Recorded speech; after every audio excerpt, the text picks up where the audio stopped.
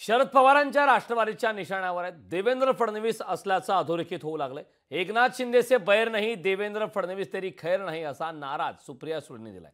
हा वाद झाल्यानंतर सुप्रिया सुळेंनी मात्र घुमजाव केलाय।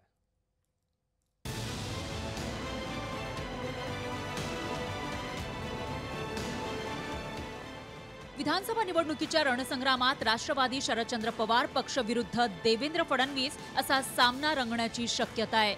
राष्ट्रवादी शरदचंद्र पवार पक्षाचं लक्ष हे भाजप नेते आणि उपमुख्यमंत्री फडणवीस असतील असं खासदार सुप्रिया सुळेंनी पक्षाच्या बैठकीत सांगितलंय। एकनाथ शिंदे से बैर नहीं, देवेंद्र फडणवीस तेरी खैर नहीं असा नारा सुप्रिया सुळेंनी दिला। सुप्रिया सुळेंच्या या घोषणेवरून चौताळलेल्या भाजप नेत्यांनी सुप्रिया सुळेंना सडेतोड उत्तर दिलं। सुप्रिया सुळे या किडकी बहीण असल्याचा टोला गोपीचंद पडळकरांनी लगावला।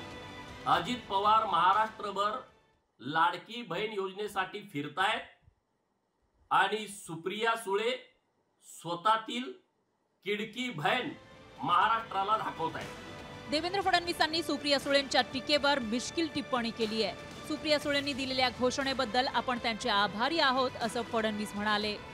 सुप्रिया सुळेंनी काल प्रवक्त्यांसोबत बैठक घेतली, त्यामध्ये असं दिसून आलं की फक्त देवेंद्र फडणवीसच आपले टार्गेट आहेत असं त्यांनी म्हटलं। मी त्यांचे आभार मानतो। त्यांनी हा जो माझा गौरव केलेला आहे त्याबद्दल मी अतिशय त्यांचा आभारी आहे। भाजपनं शरद पवारांनाच टार्गेट करण्याची रणनीती ठरवल्याचं गेल्या काही दिवसांपासून दिसत होतं।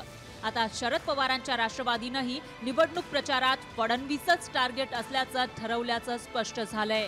त्यामुळे निवडणूक प्रचारात फडणवीस विरुद्ध शरद पवार असा सामना रंगण्याची शक्यता आहे।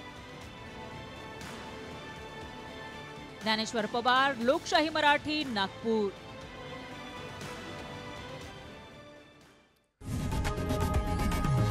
लोकशाही मराठी ऐका, पहा, जागरूक रहा।